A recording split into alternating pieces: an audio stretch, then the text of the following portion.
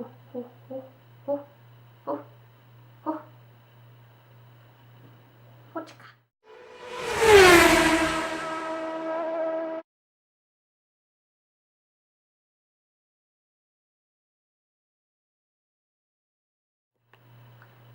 Hey everybody, it's Mickey, and today I'm going to show you how to knit, purl, and cast on to make this. And this is just a section of what it would be, but basically this is what it is. So I hope you enjoy, and I hope you learn something from it, and yeah. Let's get started. Sorry, the lighting is really weird.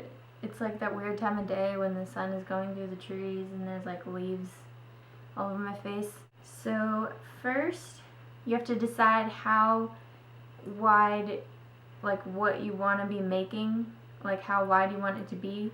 So if it's like this wide, then you might say like, oh, 64 stitches or something like that. And I'm using size 9 needles, which is a little bit thicker than what I would usually use for yarn this size, which is relatively like thin or thinner than what I would use with this anyway. So first you have to get a section that you will be able to make enough stitches with.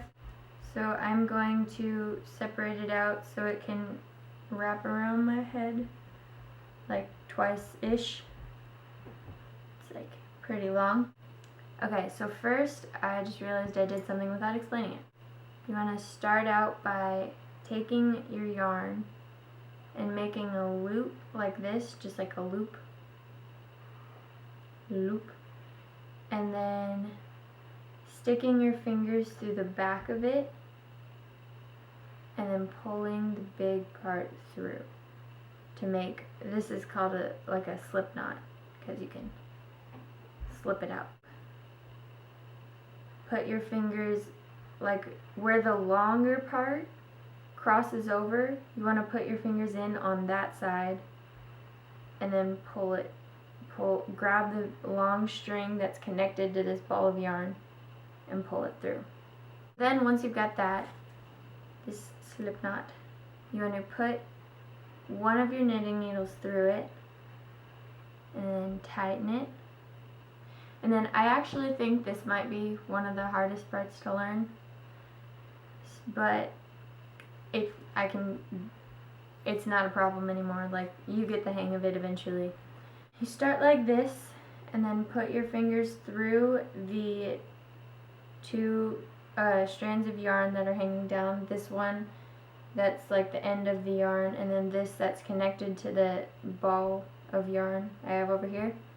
You put your fingers through it, and then I grab the two ends with my remaining fingers at the bottom, and then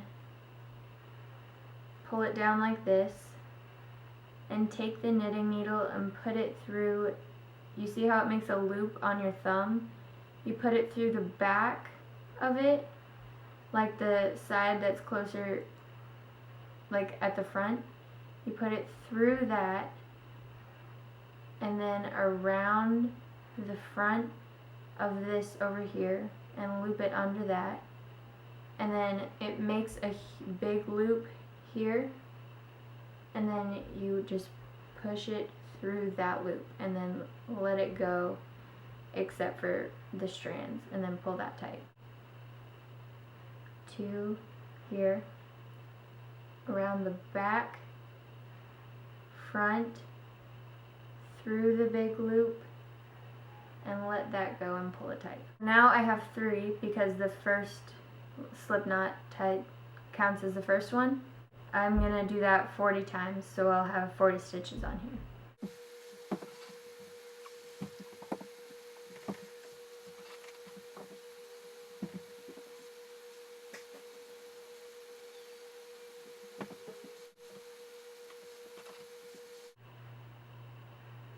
So now I have 40 stitches, and I still have a pretty long tail on here. So I'm just going to cut that off. And then to start knit, you want to take the other needle now and put it in your right hand and then put it through the front. And I turn like, whoa. I'm going to turn like this, okay. And put it through the front of this stitch that's on here, through the front to the back, so it's actually in the loop. And then you're gonna wrap the yarn around the back of the back needle and then through these two needles. And then this part kind of confuses people because it seems wrong, but it's right, I promise. And so pull this down and then pull the back needle up and slip it to in front of that needle. And there you have that. Again, putting this needle through the front of the stitch to the back, wrap the yarn around the back and through, so it's in between the two needles. Keep this down, pull this one with all the stitches up and over this needle and then pull it off. And then once you have 8 doing what you're doing, for this particular thing I'm going to switch to purl now. So I'm going to take this string, which is connected to the ball of yarn, and pull it. It's in the back now, and so you wrap it like from the back, but I'm going to take it to the front of these two needles, so I'm putting it in between so it's in front now. What I'm going to do now, I'll turn again. Take the right needle and put it through the back this time to the front of the stitch, so it's still through the stitch but it's going from the back to the front, and then wrapping the yarn around the right side and through in between these two needles, and then pushing this front needle through the loop to the back. So to do that again, take the right needle, put it through the back to the front of the loop on this needle, take the string and wrap it around the right side and through the two needles, and then pull the back one up and over and take it off. So then I'm going to do that 6 more times, so then I'll have 8 as well. So now that I have 8 of the 8 knit stitches and 8 purl stitches, I'm going to bring the string back to the back of the needle, voice crack, and I will knit again. Sorry, I didn't realize my camera died, so I did a second row, but that actually makes what I'm about to say a little bit easier to explain. How you tell the difference just looking at this, which stitches are knitting and which are purling, is if you just purled the last row, it'll look like this. It doesn't have these bumps here, it's got these little triangles. Or if you just did the first row, then you'll still see the bumps, and this one won't have a bump. It'll just go straight kind of in like that. And then, oops, sorry, my phone's going off. And why that is important is on your next row, you want to, here it is. You're going to want to do the opposite of what you just did, so that that's what it looks like. And I will explain that a little bit later. So basically just do the opposite of what you just did on the last row.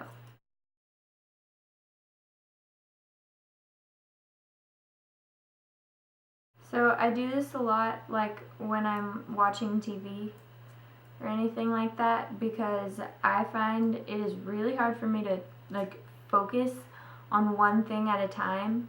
Like I'll just be watching a show and realize that I had no idea what actually happened the last 30 seconds that I was watching it because I was thinking about something else. Or that happens, I know that happens to a lot of people when they're reading. I've actually done this when I've been reading too, but that's a little bit challenging. and you can kind of see the pattern better. Sorry, I'm looking over here to make sure you can see it well, but you can kind of see the pattern better and the knit here and the purl here. And why you're doing it alternating patterns is because obviously you can see the knit and the purl looks different. And so like on the back side where this is knit, on the other side it's purl. And so you want to keep all the purl on this side and all the knit on this side. And if you just do, like if you knit every row, then it'll show up like both. I will come back to you with an example for that. Okay, so I found something that I did a while ago that is just knit.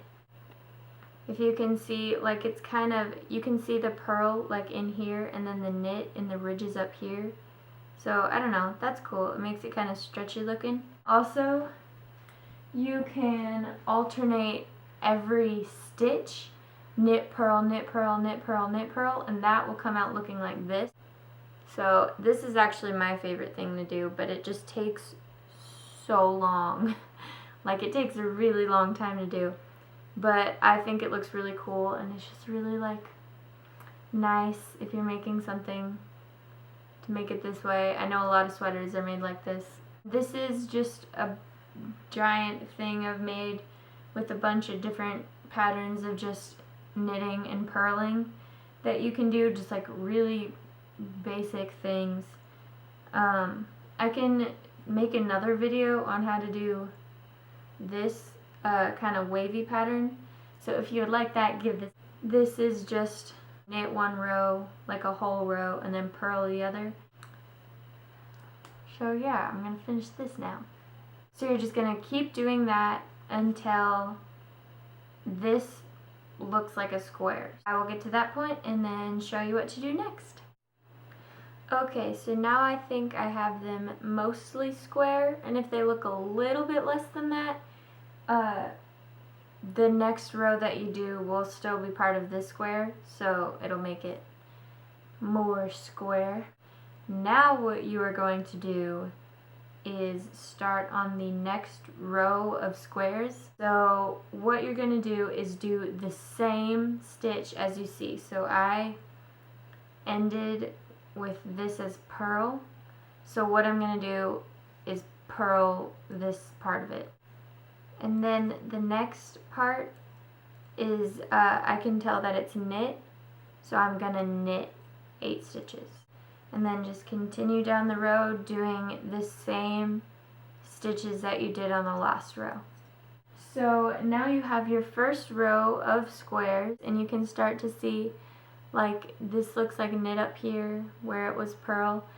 And so you just keep doing what you're doing before, doing the opposite of what you see until you get another row of squares, and then do that one row where you do the same as what you see, and then just repeat that until you get this.